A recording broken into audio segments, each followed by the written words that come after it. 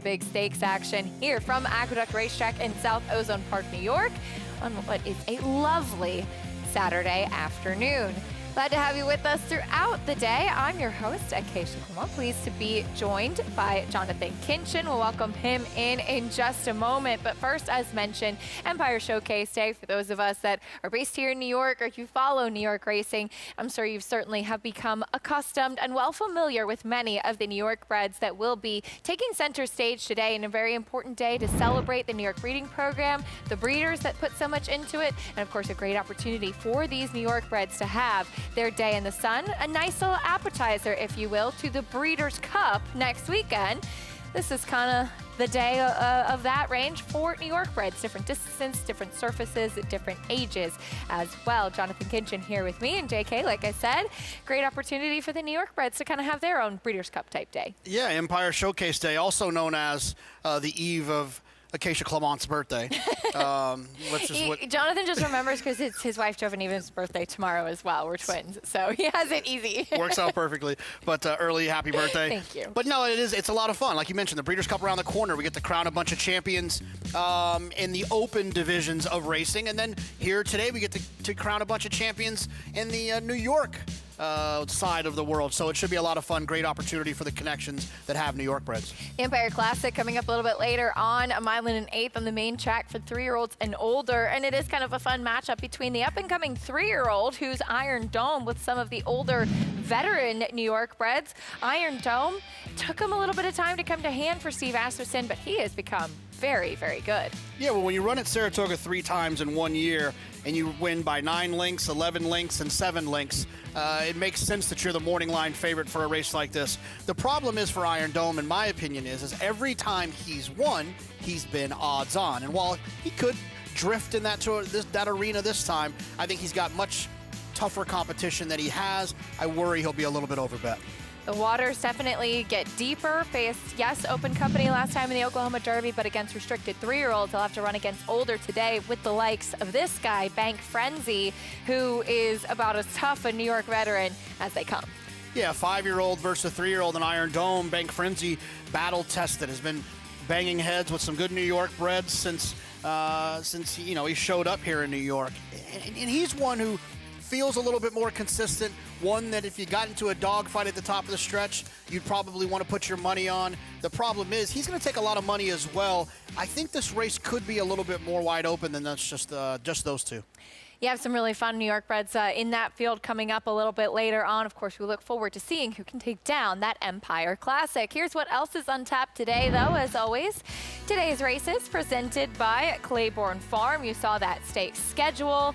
And we do have a fun 11 race card. We're fast and firm, all that you could want for this special day. You can join Naira Bets today and get a $25 free bet plus a $200 deposit match bonus just in time for the Breeders' Cup World Championships. Use promo code CUP25 and sign up now at nairabets.com to claim your $25 free bet and $200 deposit match bonus.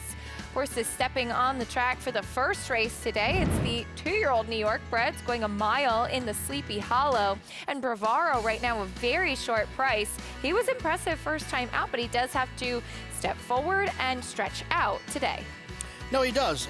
But there's a couple of them that are having that same obstacle, right, to try to go long for the first time. I prefer the 2 inside horses, although the 6 is going to take quite a bit of money, Gaming Wizard as well. There's Bravaro, who, as mentioned, broke his maiden impressively on debut. Even money right now. Exits the same race as the 2-horse 4th and 1, who I like. Bravaro, the 1, I thought got a better trip. 4th and 1, who, as you mentioned, with an outside post last time, was kind of stuck in that no man's land. It was wide all the way around there. Time to roll the 3. Wire the field last time. Yeah, I thought he ran well, just his figure was a little bit too slow for me. That was an off-the-turf field. There's the 4 Max Money, 4th start and stretching out. Yeah, the most experienced runner in this race, making his 4th career start.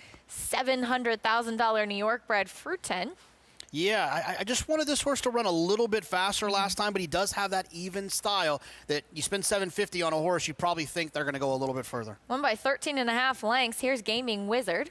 Yeah, I just felt like this horse was going to be a little overbet based on that 13-length performance. He could win. He's drawn well. I just prefer horses to the inside. another one who won an off-the-turf race. But we welcome in Maggie Wolfendale, and Maggie, as mentioned, a really special day for the New York Breds, and it always feels like welcoming back some old friends as they get their big stakes opportunities today. Yeah, and this crew here, Acacia, could be, well, the future friends that we love to see year-round in New York as we celebrate our breeding program here in the Empire State with all these stakes races. And I do love the 2-year-old races, as we'll begin and actually take a look at all 3 horses that exit the September 28th affair, which was won by Bravaro, who did have an ideal trip. But on the flip side of that coin, he showed an element of professionalism that you often don't see from first-time starters, where he broke well, he sat the pocket, sat patiently, and when Dylan Davis couldn't find any hole to the outside, he ducked to the rail and he exploded on through there, which kind of, to me, was a bit surprising in a good way, because he's such a big, imposing horse, where sometimes those bigger types, they're not as inclined to go through smaller spaces. He looks so handsome in the warm-up and in the paddock, and I have no problems with him stretching out in distance, as the same thing can be said for his main rival, I think, in number 2, 4th and 1, who honestly had the wide pursuit throughout. He really ran on well. Now he's drawn more towards the inside today, possibly giving him a better trip around the racetrack. I actually picked him over Bravaro last time, just purely based on the fact that he was the one with experience, but comes back in here with a nice workout up at Saratoga for Jeremiah Englehart. And he's another one so big, a lot of scope to his frame that suggests that this 1-turn mile should not be a problem. And I get that Gaming Wizard taking a good bit of money on the outside. I have no problems with him, but the long shot that I'd like to use in here is actually the horse that finished a distant third to both Bravaro and 4th and 1. That's number 4, Max Money, because as you guys mentioned, is a horse that has the most experience, relatively speaking, but one that just each time he has been led over throughout this juvenile campaign has progressed, has gotten fitter, has become more athletic, moving incredibly well out there. And it takes no genius to see how good of a run Mike Maker and his team have been on here at this Belmont at the Big A meeting. He burst away from the pony. He is getting over the racetrack incredibly well, and he's so big that I think that size will lend itself well to him getting this mile, and it might put him in an advantageous position. If there's a lot of hitting up front, he might get that pace to close into. This son of Maxfield, he's the one that I'd use underneath, as he is the longest shot on the board, Acacia. 19-1, definitely a generous price, Maggie. Thank you. As she mentioned, for a barn that has been going great guns at the last few weeks here. But we head back over to the one Bravaro, who, yes, he was able to get that good trip. And I thought Maggie's comments did make sense, being able to come up the rail. Sometimes, Jonathan, you see 2-year-olds kind of wire the field comfortably, and there's 4th and 1 that's wide. I think both of these horses did show a little bit of something in their lightly raced careers. Yeah, I wouldn't say that either one of them had a soft trip. Now, you look at a horse like the 6 Gaming Wizard, I would consider that a soft trip. Now, he did it his own way, and that's fine. But what you get with Bravaro down on the inside and 4th and 1 on the outside is they both overcame a little adversity to still run as well as they did. I have no problem with either one of them, but when you're talking price, 3-5 to 9-2, I think it's a little silly that the 1 is that much shorter than what the 2 is. I think the 2 at 9-2 is a great opportunity. The 2, 4th and 1. He actually debuted in the funny side against Stakes Company. Jeremiah Englehart, his trainer, also sent out Toga Twist, who was one of the favorites in there. That horse unfortunately missed the break, but this horse certainly not disgracing himself, finishing 2nd in Stakes Company first time out, and then, as mentioned, a wide post last time. No, I mean, anytime you have a horse that can run well in a stake, it's something to take into consideration. I mean, obviously, the stakes races are much harder. I think the biggest question for this race is who's going to appreciate the added distance. A couple of them have run at the mile already, the 3 time to roll, and the 6 Gaming Wizard. The rest of them will be making that distance for the first time. And when I look at all of the past performances and you look through the pace figures and the figures of these horses, there's not any of them that don't look like they definitely don't want it. And I like to look for kind of even looking runs. You don't want to see really fast early and then kind of crawling to the wire in a sprint. Or a late running sprinter I don't really like to see. I like kind of just those even types of numbers looking through their pace figures throughout the race. So, and they all feel like that they're there. I wouldn't really talk anyone off of anyone in here. Oddly enough, the only horse I would say is probably a silly wager at this point would be the one who's as short as he is compared to the two who they ran very well with each other. Let's go back to Maggie. I could not agree more, Jonathan, with what you're saying when it comes to the value here on the board, because at the end of the day, if you look at sheet numbers, for instance, and while 4th and 1 ran 3 Beyer points slower, his sheet number's faster because he lost more ground. So the price disparity I find is kind of astonishing between the two. I picked Bravaro just, purely based on appearances because I really like the horse, but 4th and 1 is a much, much better option at 4 to 1, considering the, length defeat and the fact that he probably covered more ground. So with covering more ground, he probably would have won that last race and would not be a maiden heading into this Sleepy Hollow. So often about the trip and how that does affect the results there. So 4 to 5 versus 4 to 1. 4th and 1 also has an extra race under his belt, a little bit more experience to boast as well. Quickly, the 6 Gaming Wizard to the outside. He went to the front end last time, as did Time to Roll, both off the turf. How do you see the pace? Yeah, I mean, look, I think when you have all these young horses, it's going to be at least honest enough. The 2 4th and 1 will be my top choice. The way that they're just ignoring the 3 Time to Roll, I think, is at least worth a mention at 17-1.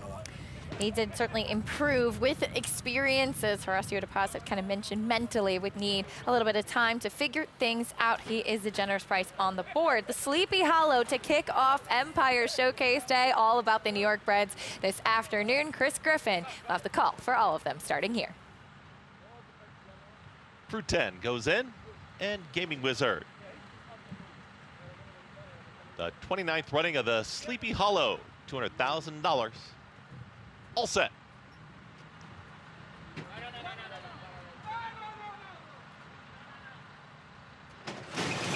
And they're off on Empire Showcase Day.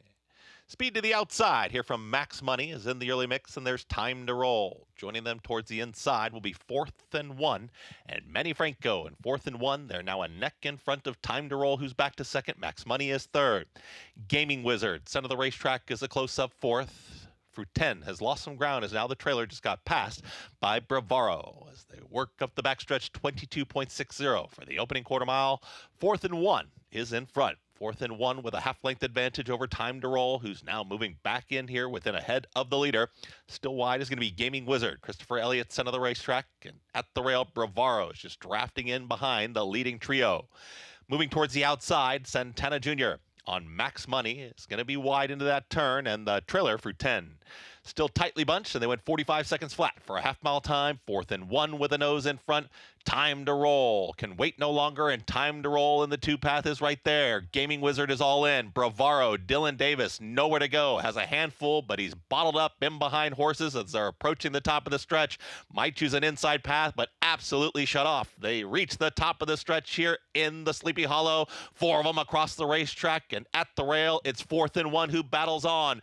Bravaro's in the clear. Max Money's going to get the first jump, and here comes Max Money to the outside, but Bravaro is unleashed, and Bravaro is trying to open up and doing just that. Bravaro needed that clean running room and got it. Bravaro will win it and win it easily in the Sleepy Hollow. Bravaro wins it over Max Money, then came 4th and 1 and Gaming Wizard in 1 minute 35.68 seconds. Well, he did not have the easiest trip today. Bravaro still gets the win, though, having to wait behind horses and tip out. If he could have just gotten a seam, it didn't matter, though. He was best in here.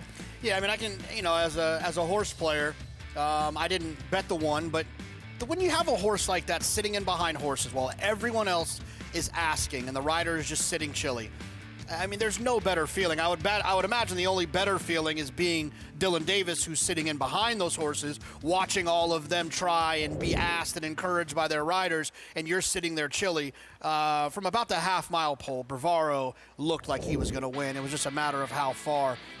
He probably could have won by more if he would have had a better run at it in terms of being able to set himself down a little bit sooner, but, man, he was pretty impressive. And second place finisher was the 4 Max Money, who Maggie had pointed out too big a price at 23-1 for a barn that's going extremely well. So 1-4-2-6, Bravaro with the win, taking down the Sleepy Hollow and remains undefeated, kicking off Empire Showcase Day. Prices, reactions, and a lot more action from the New York Breds as we get ready to continue on here on America's Day at the Races. Stay with us.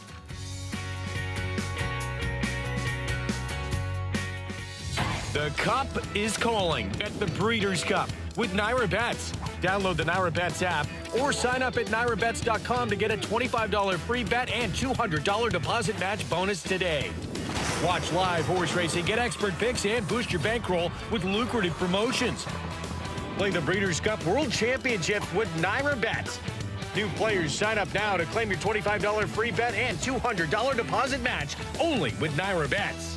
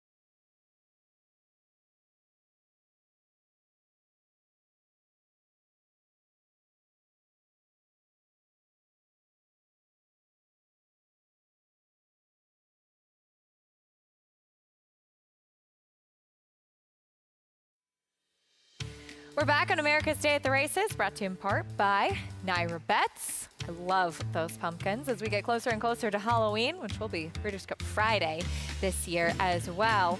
As we see Dylan Davis and Bravaro heading into the winner's circle, talented 2-year-old colt by Upstart, getting the victory here in the Sleepy Hollow to kick off Empire Showcase Day. Yeah, I mean, look, he was loaded sitting in behind those horses, and he passed the test, right? The last race, the debut was at 6 furlongs. This one is at a mile, and you know, I think that there's probably nothing more exciting than having a 2-year-old who wins first time out. But if I had to guess if there is something else that's as exciting, it's when they come back and win second time out, going even further. Yeah. That really gets the ideas of what could be going. And while this is a New York bred, New York breds can win the Kentucky Derby too. And when you have a horse going into the right direction, appreciating at a distance, you can lay your head on your pillow at night and think what could be. Yeah, absolutely. Makes you dream a little bit, which is what it's all about. How about that? That looks like a fun winner's circle. Celebrating a New York bred here, as let's head down to Maggie with some of those happy connections. Yeah, emphasis on some, Acacia, as this winner's circle was loaded. And I'm so pleased to be joined here by co-owner Albert Trufatelli. And Albert, wow, we said it last time when this horse broke his maiden, how much talent he has. It was a full display yet again. Yes, it was. He comes out and impresses. He's been working out great, and you know, he comes out here when it matters most and really shows it to everybody, which is awesome. I said this to you first time too. I love his demeanor. It's like he knows he's better than everyone. He does. He has that swagger. He has that confidence, and when he does it, it seems like he, has more to go. So, the sky's the limit for him. So we're excited. Absolutely. You should be so over the moon right now. And talk about the crew that you have. Yeah, this is my amazing family. This is we look like a syndicate, but this is all just family. That's awesome. Racing horses kind of a family affair for you guys? Yeah, that's why we do it. Really, it's for our family, and everybody here has a part in it. So that's why it makes it even better. So it's awesome. Very, very blessed. What an amazing way to kick off this New York Showcase Day. You have an amazing horse in your hands. And go enjoy some champagne, guys. Thank you very much. Appreciate it, Maggie. Thank you. Acacia. I love that. That's what it's all about. Celebrating with your friends and family, having an exciting young horse. I mean, that's just kind of the dream of being a racehorse owner right there. It's a funny line, too. He said, we look like a syndicate, but we're really just a family. It's pretty funny. $3.56 winner, the favorite in the opener over long shot Max Money. As Maggie said, certainly a great way to kick off Empire Showcase Day. But the action keeps going. We have the Hudson coming up next. 6.5 furlongs, older horses sprinting.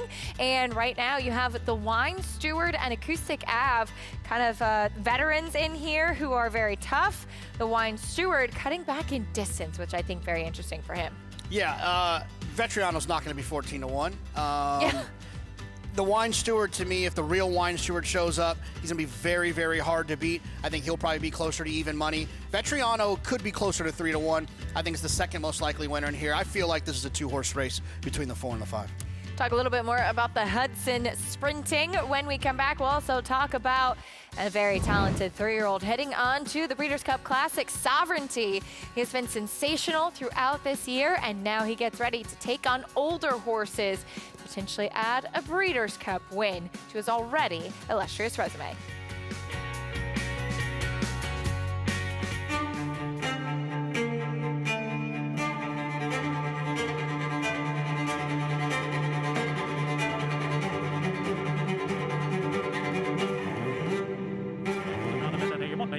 Now $1,600,000, $1,600,000 bid now $650,000, $1,650,000. Anybody else want $650,000 bid today? $1,650,000. $1,600,000. Thank you. RaceLens is the most in-depth product in horse racing, with unique features found nowhere else. True odds, predictive analysis, and pace projection. RaceLens. It will change the way you follow horse racing and take your game to the next level.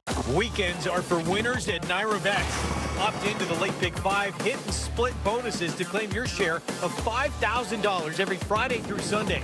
$5,000 hit and splits every weekend when you bet with Naira Bets. Number 1 is Mo Donegal by Uncle Mo. And they're off in the Remsen. As they come on for the finish, and it's going to be tight here in the Remsen. Mo Donegal. Mo Donegal bearing down on the outside. It's Mo Donegal and early voting, and it is Mo Donegal to win the Wood Memorial. And it will be Mo Donegal to win the Test of the Champion, the Belmont Stakes. And it is a beautiful evening for the inaugural championship sale. We just are always trying to think of things that are additive to the market, exciting ways to offer an opportunity for people to get involved. I applaud Keeneland for stepping up and something new, and let's go.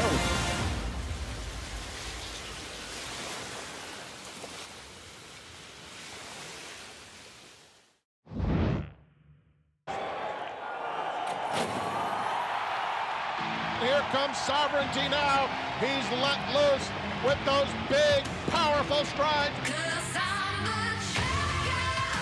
They're in the final furlong, and we are witnessing greatness. Sovereignty pouring it on. And for the first time since 1995, we have a Kentucky Derby, Belmont, and DraftKings Travers winner as Sovereignty rolls home to win by more than 8 lengths. Congratulations to Belmont. There's your Travers.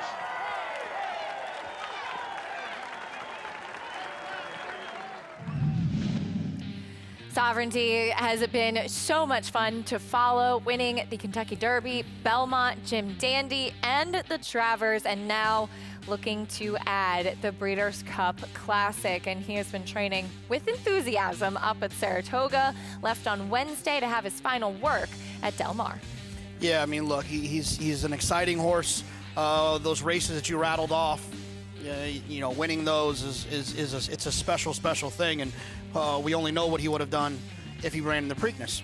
We will never know what he would have done if he ran in the Preakness. But I will say this: the one thing about Sovereignty that gives me comfort is that his Travers is arguably a better race than anyone else has ever run, and he did it in the middle of his 3-year-old year. He's got a right to improve. Think about Fierceness in Sierra Leone last year. They were both knocking heads throughout their 3-year-old year, running big races, and then they both ran their best lifetime races in that Breeders' Cup Classic. If Sovereignty takes another step forward with maturity and age, he could be scary good at like, what, 3 o'clock on Saturday, November 1st?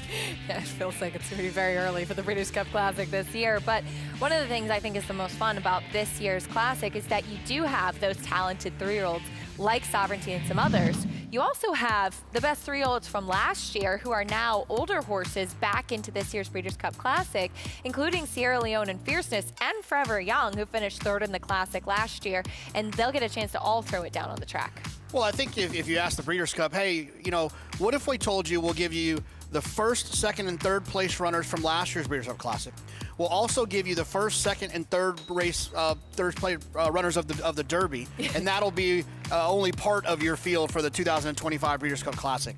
1, 2, 3 in last year's Classic and this year's Derby. It's a heck of a field that they've got that's pointing towards that Breeders' Cup Classic this year. Sierra Leone trying to defend his title for trainer Chad Brown. He did come back this year. He won the Whitney, and a very important race for older horses, and I think a big deal for him to be able to win that race. Unfortunately, not really, I think, able to run his race as well, given what took place in the Jockey Club Gold Cup, but he's been consistent throughout his career. Absolutely, he has. He consistently makes his run. He doesn't consistently win because I think, just like Fierceness, I'm not picking on Sierra Leone, kind of need things to go their way in order to have their best performance. And we saw the same thing with Fierceness, except his Pacific Classic is a little bit of a head scratcher to me because he didn't get his own way and he actually ran extremely well. I don't know if he's figured something out, but we'll see. Fierceness, he has more tactical speed than the likes of a Sierra Leone for sure. Looking like Contrary Thinking, who was the pace setter for Sierra Leone, has been pre-entered in that Breeders' Cup Classic, which could make things interesting. We've seen Fierceness kind of pressing the pace and being effective in that way before, but he's not going to be as victimized by pace as Sierra Leone. It's just sometimes you're not sure if you're going to see the best Fierceness. Yeah, as far as the Rapids concerned, when it comes to Fierceness, I've never felt like Fierceness's enemy is going fast. Like I actually think, you know, like a lot of really good horses that, you know, he's probably more comfortable going faster than he is slower. What I think Fierceness's issue is I think he doesn't like arguing with Johnny Velasquez, and I think that's his biggest enemy, which I think Contrary Thinking actually affected him a couple of races back. Todd Pletcher to have 3 in the Breeders' Cup Classic. Locked, unfortunately, came up sick, bad timing. He has been retired and will be standing next year at Gainesway, and we certainly wish him all the best there. But Todd Pletcher, of course, still well represented, as this is Empire Showcase Day, and who better to talk about the New York Breds than the one and only Nasha Thompson, standing by with Maggie. He's on his phone. He's so important. I mean, you have to be when you're the executive director of the New York Thoroughbred Breeders. And Naj, always a pleasure to catch up with you on days like this because it speaks to the importance of the New York Bred program. It certainly does. Empire Showcase Day featuring 9 stakes races, an 11 race card, phenomenal opportunities on why it's important to breed and race in New York. Well, and I can't wait because I pass it every single day on the way to Aqueduct, the reopening of Belmont Park, in which we will have that Tapeta surface, new turf courses, and a new main track. Speak to the future of the New York breeding program. Everything in partnership with NYRA, between our organization and the breeders and owners of New York Breds across the state, as well as our program participants. It's all leading to the new Belmont Park 2026 in September, and going forward is going to be real special at a brand new facility. I cannot wait. Real quick though, today is about celebrating the New York Breds. You can't help but, have favorites, have horses you root for. Are there any favorites you're looking forward to on today's card? Well, it's certainly great to see Bank Frenzy, the son of a New York Sire Essential banker, and of course every program participant. Just that we have the good weather, the new New York Sprint Turf Championship. That'll be a great race that we've added to the program. So as our program continues to grow, our full crop will as well, and of course big fields for bettors. Just a phenomenal day. Yeah, I can't wait that we have some very fast turf sprinters as New York Breds. Well, Naj, thank you so much for your time and for everything you do. Thank you, Maggie. Appreciate it. All right, as Naj says, it's all about celebrating the New York Breds today, Acacia. Amen to that, Maggie. Thank you so much. As, of course, we will get a chance to see some of those good New York Breds, including the Wine Steward coming up. There he is, 9-5 now in the Hudson. Vetriano has come down quite a bit as well. But as far as the Wine Steward is concerned, I know that he's been able to run longer races. I thought he ran exceptionally well in the Morrissey two-back when cutting back to a sprint distance. Yeah, I thought so too. I mean, I thought he ran extremely well. It was a sloppy racetrack that day, so there's always some concern of like, well, did the racetrack move him up? But the problem is, or not the problem, I guess the good thing is he's had races prior to that don't make that race an anomaly. So I've got no problem with it. I trust who the Wine Steward is. I don't fault him for his last race, which was on a synthetic surface. Maybe he just didn't appreciate that. If the real Wine Steward shows up, I just think he's probably a little bit better than these other horses. He is tough, that's for sure. There he is running second to Doc Sullivan, who will be a player in the Empire Classic. He's stretching out a little bit later on. But Maggie, as far as the Wine Steward is concerned, is he like a fine wine, getting a little bit better as he's getting older?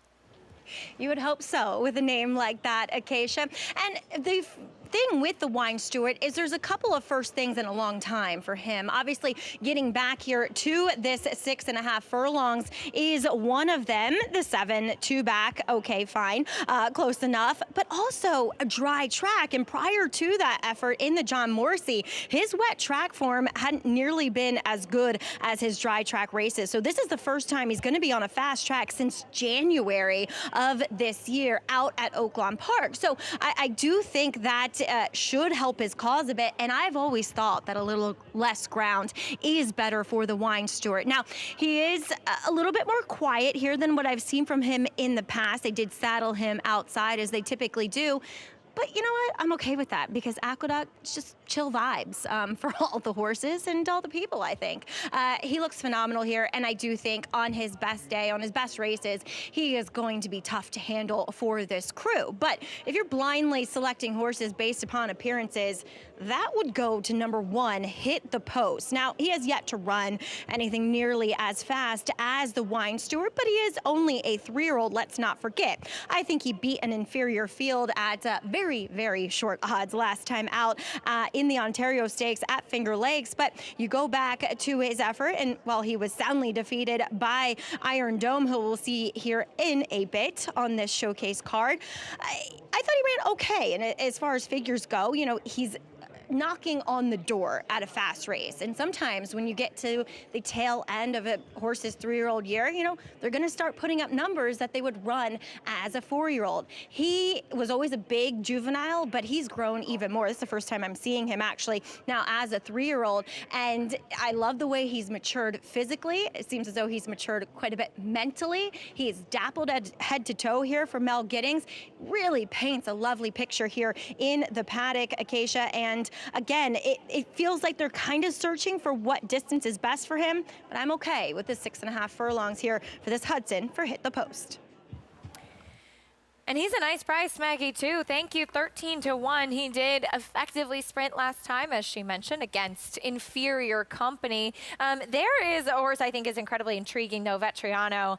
I thought two-back when he was off the layoff, Jonathan, he did not look fit. He was not moving that great. And then last time was such a huge difference from first to second start off the layoff, and that showed in the race as well. Yeah, Vetriano's got a couple of really big races, and in fairness, I would have picked Vetriano on top if he was drawn outside of my main, the Wine Steward. Same trainer, same idea, a little bit later. The Wine Steward. I think that the fact that the Wine Steward can put a little pressure on Vetriano and has that outside draw was the deciding factor. But at this price currently at 4-1 on Vetriano, man, he gets a lot more attractive at that number than if he creeps a little bit lower. This horse is a nice price as well, 13-1. Hit the post, 2-1 sprinting at Finger Lakes last out. Yeah, has a lot of speed from the inside. You'd like to think Christopher Elliott will try to use it from down there. Lock and Key back in against New York Breds. Yeah, comes from out of it. I just feel like probably going to have too much to do. Caldo Candy was third behind Vetriano. Yeah, his last 2 or 3 races have actually been pretty good, getting a little bit better, but does need to step up to beat the top 2. There is Vetriano, who got the win last out. Yeah, we'll see what kind of trip Kendrick can work out for Vetriano. Definitely deserves to be the second choice, in my opinion. The favorite, the Wine Steward, cutting back. The Wine Steward has some big races. If this horse can find those races, it'd be hard to beat. You talk about a horse that comes from out of it. Here's Jackson Heights. Yeah, it comes from out of it and is just a little bit too slow. Don't knock anyone for taking a shot in one of these big New York bred races. Grand opening has been running at Colonial, so back with New York Breds. Yeah, finally getting up here with New York Breds. Been down in Virginia. Has a couple of races, but does need to get a little bit faster. And Acoustic Ave to the outside, who has been in raging form. Yeah, look, this is kind of the tricky one for me. This horse has absolutely some big races for Linda since moving to her barn. Never out of the exacta in those 2 starts. Drawn well. I just think when it comes down to it, the 5 and the 4, the 4 and the 5 are better than the 8. It's the price that's the problem for me. If you love a horse, you're playing this pick 4 here that has $49,000 on the pool so far. If you're playing the pick 4, I wouldn't let the 8 beat me if you love something a little bit later. But I don't need the 8 in this spot as a win prospect.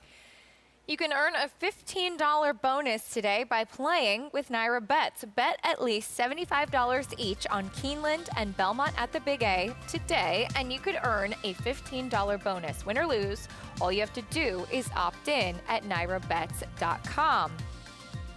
As we take a look at the Wine Steward, he'll be piloted by Ricardo Santana Jr., who has some live mounts today and has certainly been a very welcome addition here to the Naira circuit. Finished second at a big price on Max Money in the opener. The Wine Steward here, but he'll also be riding My Main Squeeze, reigning New York bred horse of the year later on. Yeah, Ricardo's relocation here to New York has been a good one, and he's an outstanding rider, and his Breeders' Cup win, or his first Breeders' Cup win, I think, if I'm not mistaken. Maybe not first. Maybe I'm exaggerating that. He did win. Oh, his only grass win, I know that, was for Mike Maker in a juvenile race a few years back at Keeneland. So they've got that connection. Ricardo, in my opinion, does a great job because he's aggressive. I always feel like he finds great position and finds himself in the right place. It's not too often where I've wagered on a horse that Ricardo's riding and I'm asking, what's Ricardo doing here? It doesn't happen too often. He's on the 3-2 favorite here as everybody's completing their warm-ups. Let's go back to Maggie. Yeah, we'll check in with Vetriano here, who is one of the fastest horses in this Hudson. And, looking at him, he, as you said, Acacia, I haven't seen him since the December layoff. So now he's third off the bench here and third start for trainer Linda Rice. He was one that back in that December effort, I noticed had some feet issues. It looked as though he was battling a quarter crack. And, those issues seem to be behind him. Again, moving well here on the racetrack and, looks the part. I have no problems with Vetriano, and so we'll see how he does and if he can get back to the winner's circle and make it 2 in a row. Number 7, grand opening coming up from Laurel Park for Robbie Bales. He has yet to run a really fast race to match up with some of the best in here, but again, he's a horse that hasn't run against New York breds that often, and he does come off of a good effort in which he was kind of shuffled back early on the inside. He was blocked, turning for home, and then he found a seam finally down on the rail and put in a determined run. He was favored that day, and he should have won that race no matter what, but I did think he had to overcome some adversity, and he's always just been a bull of a horse, moving incredibly well out there with Junior Alvarado aboard. Does wear a breastplate. I think it's just because he's such a round horse, and a saddle will have the propensity to kind of slip up, slip back, slip around when there's not much of a wither there, which I think is the case for him, but he's again, another horse kind of like hit the post on the cusp, but hasn't shown he's quite as good as the top ones in here. Is number 8, Acoustic Ave. He's run some very fast races for Linda Rice, and she's employing the tactic of striking while the iron's hot, as this is his third start here in October. But, you go through your checklist when you're dealing with horses that have run frequently or coming off a quick turnaround. Weight good, energy good, and he definitely gets the check mark in both of those aspects because he's a horse that has really blossomed under Linda's care. We'll see. Does it catch up with him at some point? That's the intangible that we'll have to wait and see here for this stakes race. But again, he checks every box in the right way, Acacia, considering his heavy workload as of late. He's been showing up, that's for sure. Maggie, thank you. Acoustic Ave, a former New York bred 2-year-old champion back in the day as well, as he's been able to maintain that form for quite some time. Back over to the 4, Vetriano, and yeah, he has run some very quick races, so much so that even last year, they actually put him in the Grade 1 HL and Jerkins. Yeah, I mean, look, he's got some really big performances, and like you mentioned, he was away from the races for a little while, and he's back now, and he ran extremely well last time. The biggest issue I have with him is, and it's starting to kind of not be that big of an issue considering the fact that his price is staying where it is. I just think the Wine Steward's probably a little bit better, a little bit more consistent, and he's drawn outside of him, which puts a little bit of a disadvantage for Vetriano. But if it stays, I just click down to 7-2. If it stays in this arena, 7-2 versus 6-5, I'm not sure Vetriano's not a better play. 7-2 on Vetriano, 6-5 right now on the Wine Steward. The Wine Steward, certainly one of the bigger names on the New York bred card today that we will get a chance to see. As mentioned, My Main Squeeze coming up a little bit later for Mike Maker as well. Reigning New York bred Horse of the Year, as she and several others on this card have shown that they can be effective in those open graded stakes races. Yeah, I mean, look, it's, we say it all the time, New York breds start with an advantage.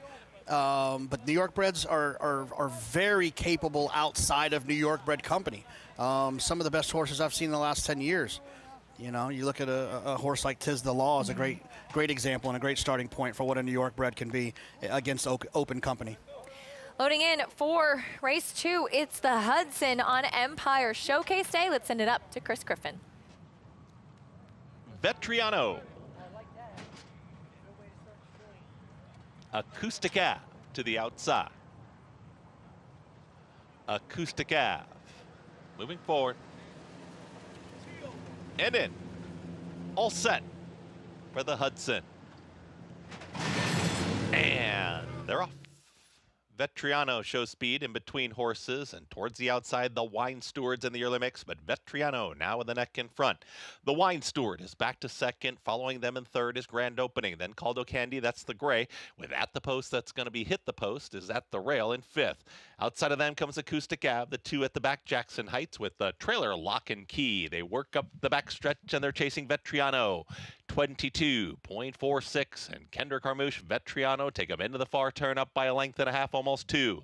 The Wine Steward in full pursuit starts to move in closer. Hit the Post is At the Rail, also right there in third. Grand Opening, Junior Alvarado to the outside of Caldo Candy, who's in fifth in between horses. No move yet. Acoustic Ave is towards the back end of the field. Jackson Heights and Lock and Key. 45.20 for a half-mile time. Vetriano showing no signs of slowing down so far.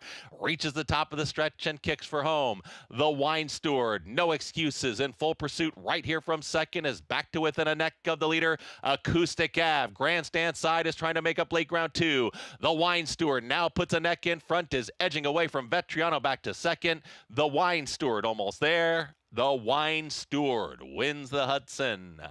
Tight there for second, Vetriano over the oncoming Acoustic Ave. Finishing fourth was Grand Opening in 1 minute 14.80 seconds. He went fast and he was good. The Wine Steward, the class prevailing as he takes down the Hudson. Vetriano ran outstanding. I want to make sure I say that first. He just got a little tired late, but that's one of the situations when you have a better horse drawn outside. Ricardo Santana and the Wine Steward were just allowed to be a little bit more comfortable and not to get dictated to. Vetriano, who broke away from there, found the front end. You know, it's a harder place to be out there on an island trying to decide when's the right time to go. How much longer do I wait? Do I let this other horse come to me? I thought they both ran extremely well, but man, the Wine Steward was really, really good today. Certainly was. As you might notice on the inside, the four, Vetriano never switched his leads. Well, that's something he has done since the very beginning of his career. But Maggie, the Wine Steward, he certainly just was best getting back in amongst New York breds. Well, you took the words out of my mouth, Acacia, when it comes to Vetriano, and I'm watching that race, and there was a moment where Kendrick kind of half-heartedly thought about, asked him to switch leads, and I'm like, don't do it, because when you're dealing with a horse like that who has done it from the get-go, you're better off just not interfering. And yes, could he be more successful if he switched leads? Possibly, but you also wonder about mechanics, if that's just the way he's made up, and it would be worse off if he did switch leads. So the Wine Steward, though, proving and showing that class prevails here. Taking down the Hudson at 6-5, the Wine Steward 5-4, 8-7. Logical horses, very formful finish here in the Hudson, but Ricardo Santana and the Wine Steward getting the victory in race 2. When we come back, trainer Miguel Clement gearing up for 4 chances in the Breeders' Cup. We'll learn a little bit more about his 2-year-olds heading to Del Mar after this.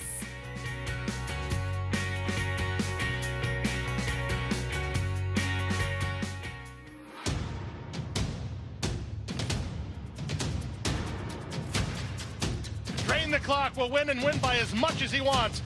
Drain the Clock will bound home the winner.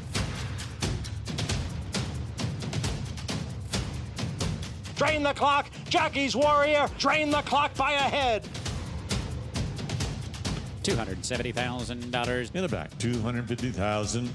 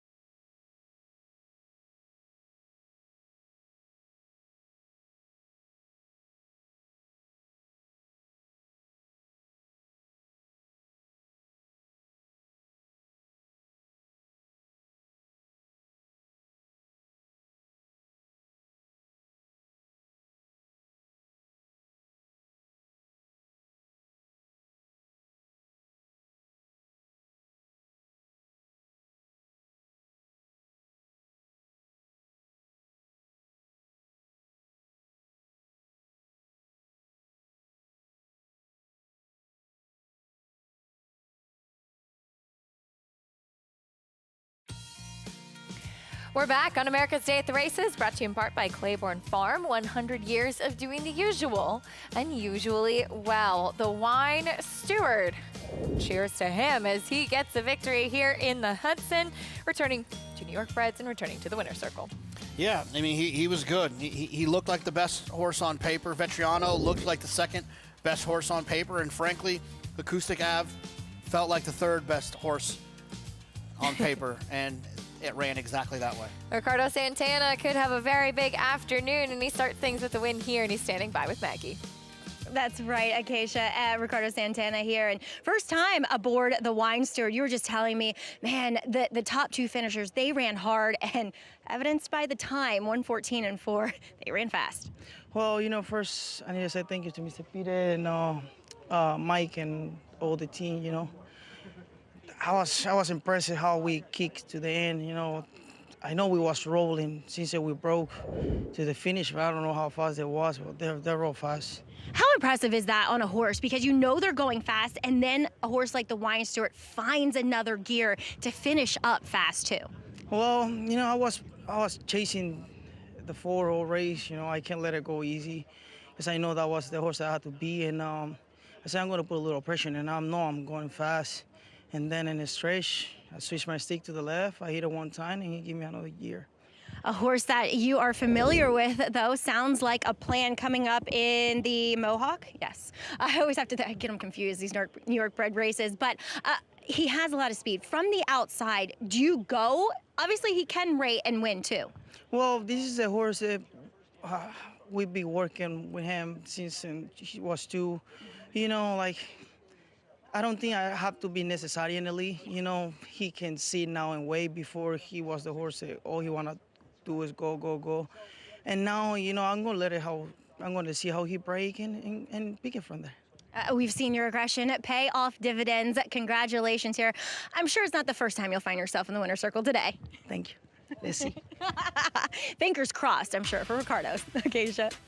He's got some big chances, that's for sure. Maggie, thank you. Looking forward to the rest of his mounts coming up, but I'm sure it has to be a very exciting one to get that victory there with the Wine Steward. It's the New York Turf Sprint Championship, the inaugural running, which I think is pretty cool because you look at the open stakes, including the Belmont Turf Sprint, and it felt like 80% of the field was New York breds. Absolutely. And this is a wide open spot, too. And I know that you have a favorite in here, I'd imagine, in Sinbei. I'm going to give Dancing Buck a little bit of a shot. We'll see how much shorter 26 Black gets. I just don't quite trust 26 Black. I think Dancing Buck could potentially, I don't think they're going to wire the field. I think they could sit second around there, but get a nice, comfortable trip on the pace. New York bred turf sprinters coming up as Miguel Montes send out Sinbei, as you mentioned, as he has 4 chances going on to the Breeders' Cup this year, and his first year being head of the stable, and got a chance to catch up with him earlier this week on his 2-year-olds for Future Stars Friday. Miguel, let's start with 2-year-olds having won their win and your in races. Intricate Spirit walking behind us, going on to the juvenile turf sprint. What's he been showing you? A tremendous amount of speed, so we're looking forward to it. Don't think the 5-furlong distance cutback would be an issue for him because he has an abundance of speed. So just break well and let him roll. Last time Joel Rosario opted to kind of take him a little bit behind the speed. Was that encouraging to see that he could rate a little bit if needed? Yeah, correct. They'll probably be rolling early on, but he could be forward or just right off them. It's up to Joel, but I'm looking forward to it. He's a high-energy horse. How has he been training? Full of energy per usual. He'll have one work here, and then he'll ship over there early, and probably won't do any speed work over there. Bottas winning the Pilgrim. He's 2 for 2. Also, another one that showed a little bit of a new dimension last time. He's lightly raced. He's undefeated. He's very talented. He's got a great turn of foot. We're looking forward to him going for one more spin. He is a closing type of horse, was able to circle the field first time, come between horses last time. What's kind of the ideal trip for him? Wherever Manny Franco would be comfortable, to be honest. He's got a great turn of foot. He came from last on his debut. He's in between horses. He showed grit and determination in his last race. I was just very excited to be part of the ride with Dom and Stables. What about him? How's he been training? I know he's worked with some older horses in the barn as well. The plan is to work him again with an older horse. When they're that good at the age of 2, it's okay to pair them up with older, experienced, grade 6 horses because it makes them work a bit harder, and they're talented enough to do so.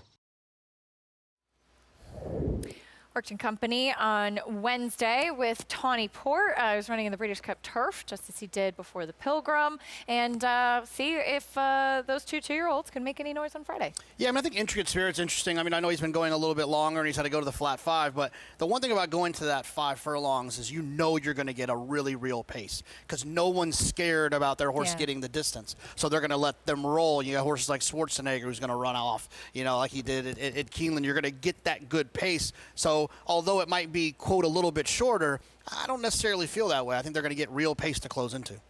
Intricate Spirit showed last time in the Futurity could sit off it a little bit as he will have to cut back to that 5 furlongs in the Juvenile Turf Sprint. But of course, looking forward to all of that action as Botas, he did win the Pilgrim, remaining undefeated. He was P1 for those Formula One fans, as Miguel and I are as well. And he will try to step forward into the Juvenile Turf. And these races, and we talk about it often, they typically are, if you want to try to beat the Euros and turf races, they're often the ones that you got to try to take a shot with. Right. It just feels like we're I think the precocity thing we have down just a tad bit better. Now, the turf races, obviously, they've had some success in some of those races as well, but I do feel like it's a little bit more of an even playing field than some of the bigger, the big turf race or the turf mile. They, along with the Barnes older horses, shipped to Del Mar on Thursday, so they're getting settled, and just now under a week before Future Stars Friday over at Breeders' Cup. Intricate Spirit, meanwhile, as you touched on, he would be able to kind of come from off of it. Has a lot of speed, he does break sharp, being able to settle a little bit behind the Wesley Ward horse in the Futurity last time. Certainly encouraging knowing that he was able to do that.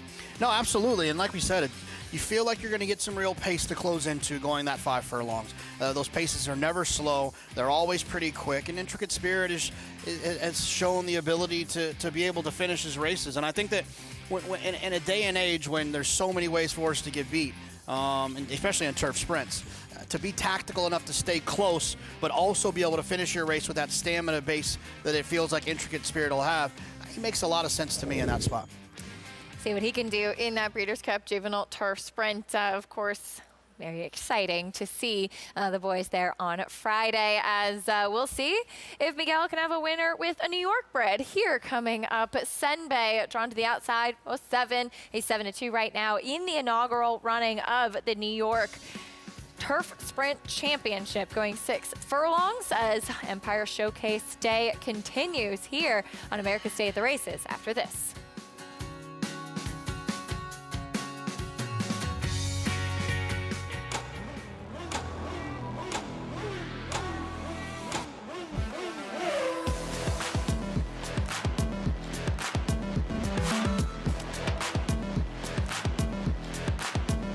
Prince of Monaco's too good for Moose, an impressive winner of the best pal. Miramondi's all hot, but Prince of Monaco too good. Prince of Monaco, standing at Claiborne Farm. The Cup is calling at the Breeders' Cup with Naira Bets. Download the Naira Bets app or sign up at nairabets.com to get a $25 free bet and $200 deposit match bonus today.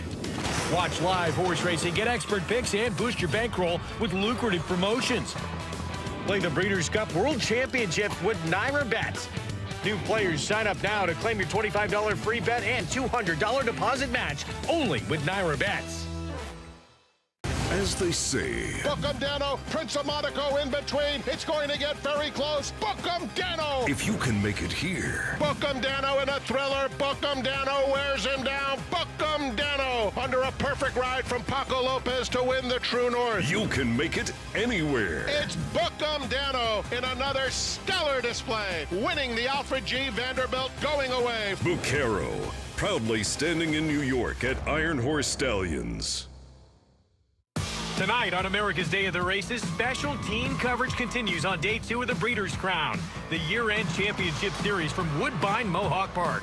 The very best in harness racing continues tonight, 7:30 Eastern on FS2. You can gamble anywhere all the time. Just ask yourself, should I? Take a pause and think about how often you're gambling. A pause can help you stay in control. Visit oasis.ny.gov to take our survey and see if your gambling is becoming more than a game. Like you walk into the paddocks and back, he gets excited and then he'll want to stand up and act up.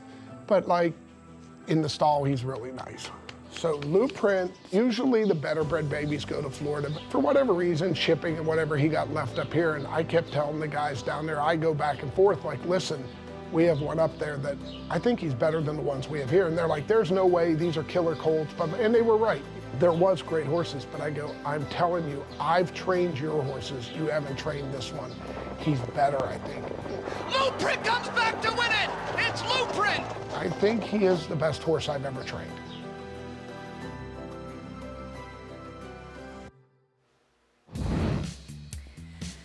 We'll see if Lou Print can pick up another Breeders' Crown win tonight. He did win the Breeders' Crown final as a 2-year-old for Male Pacers last year, and he will be the favorite tonight in the big night, as of course we saw 2-year-olds kind of similar to Breeders' Cup. We had 2-year-olds on Friday for the Breeders' Crown, older horses tonight, and Lou Print has been very, very good this year, and hearing really high praise from his trainer, Ron Burke, who has had some good ones over the years.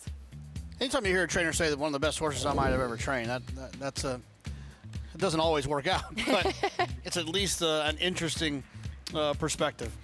And that show does kick off at 7:30 tonight. There's a look at the Breeders' Crown Saturday Stakes schedule. Of course, we'll see Lou Print in that open pace later on this evening. I hope you'll tune in with our crew, which will be taking over all the coverage from Woodbine Mohawk this evening, starting at 7:30 tonight on FS2.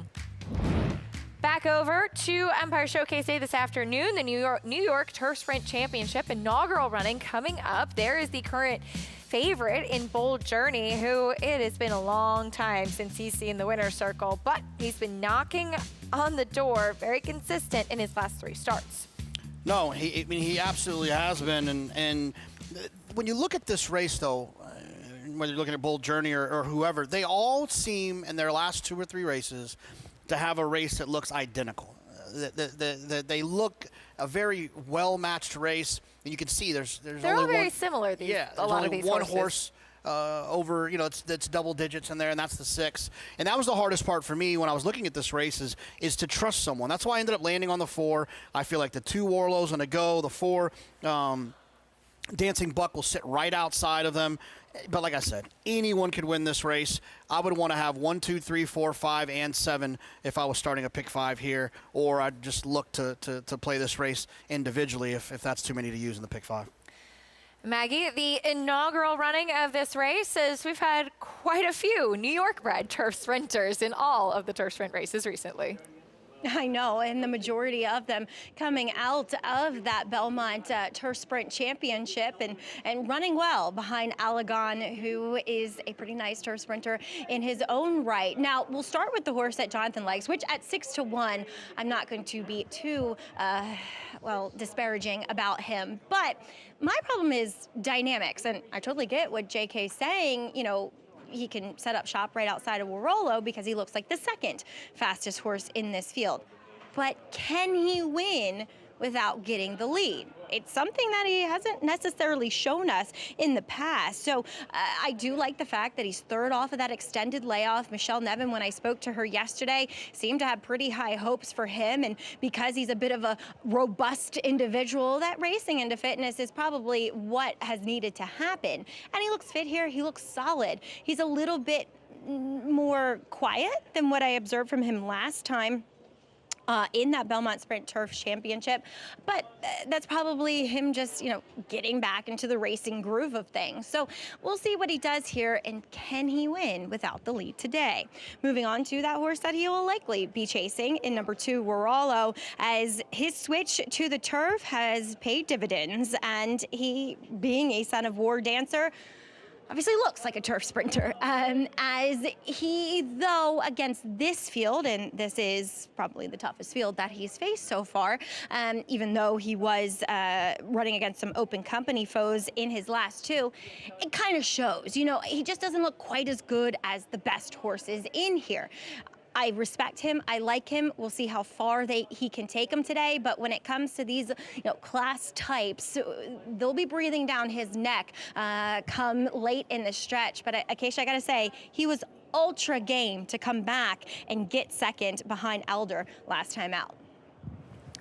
He certainly was. Maggie, thank you. He has been exceptional since making the move to the turf, and it has been the right call to get Waralo on the grass. You know, absolutely. And look, he's going to pop away from there, and he's going to likely find himself on the front end. And that's a comfortable place to be in a turf sprint. But for me, I feel like the 4 Dancing Buck's going to be sitting right outside of him, sitting in that nice, comfortable spot. And just like we saw a little bit earlier with Vetriano making the lead, sometimes it's better to be the hunter than the hunted. And I feel like Waralo is going to be the hunted, while Dancing Buck could be the hunter.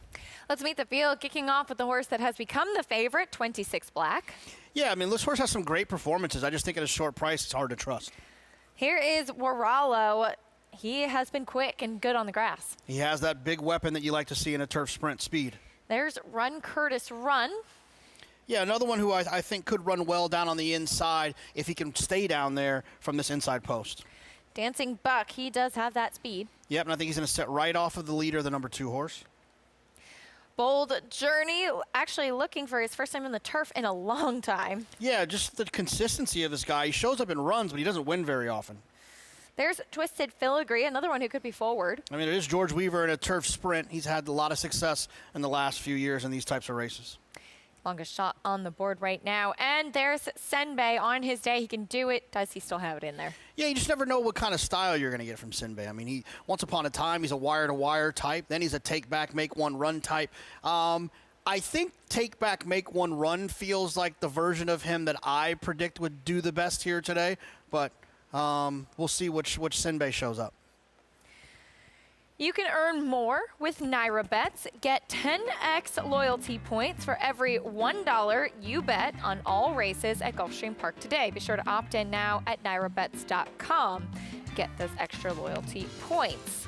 Now, as far as the contenders, here is currently the favorite, and that's the number 1, 26 Black for this New York Turf Sprint Championship. He ran back-to-back triple-digit buyer speed figures, finishing second in the Troy and then winning the Disco Partner. Reading quotes from Horacio De Paz, he said it felt like he was kind of primed for a little bit of a regression in that Belmont Turf Sprint, but it certainly does raise some questions if he can get back on track today. Yeah, I mean, he had a little bit of excuse last time. He was wide, lost a lot of ground. It's one of the things with turf sprints. I'd prefer lose ground than get stopped. To me, the races are too tight. There's not enough room for error in these shorter races. I'd rather go wide than have to try to hit the brakes and then hit the gas again. So 26 Black went a little bit wide, but like I said, I'd prefer that than something else. I just don't trust the horse at 2-1. Would I want to try to beat this horse in a multi-race wager? No, absolutely not, because I think he deserves to be a contender in here. I just think he's too short of a price for a bunch of horses that all look the same. 2-1 on 26 Black. Just to his outside is the 2 Waralo, who, as mentioned, has been very good since switching to the grass. I thought Maggie brought up an interesting point that he maybe just doesn't quite stack up with some of the best New York breds here. But you can certainly understand, given the form that he's been in, wanting to take a shot in a race like this for a good New York bred. Yeah, I mean, he's a little bit light on figures, but I think his style can make up for the fact that he's a little bit light. If he's allowed to go out there and get comfortable on the front end, say Dancing Buck doesn't show up or doesn't break that well, doesn't pressure him, Waralo could get loose out there. And while he might not be as fast as some of these other horses, he does have a pace edge if he can get loose on the front end. Now, it's a big if, but it's definitely an if. He's been in good form. As mentioned, he's 8-1 right now. The number 3, Run Curtis Run, just to his outside, is currently 9-2. Let's go to him next, because he did not run particularly well in the Belmont Turf Sprint last time. Is it a little bit of just how well Mike Maker is going lately that he's taking so much attention? Yeah, I mean, I think he's a name that we just recognize. I feel like I've seen Run Curtis run for a long time, and he shows up and he runs. You know, he's got a lot of firsts, a lot of thirds. He's always in the mix. He's got consistent figures as well. I just don't quite trust him, which is the same way I feel about all these horses. I don't trust any of them because they all kind of feel the same. Maggie, is anybody standing out in the warm-ups? Well, I'm going to get to your favorite in a moment, but just to kind of put a bow on that Run Curtis Run conversation is that his numbers, especially when you look at maybe sheet numbers, are pretty darn fast, and as JK said, pretty darn consistent. The problem with him, though, is that he's a closing turf sprinter, and for me, I've always liked my turf sprinters to have, well, speed, but at least tactical speed, and so it just presents a massive hurdle, I feel, at times for these horses who become a little bit more paced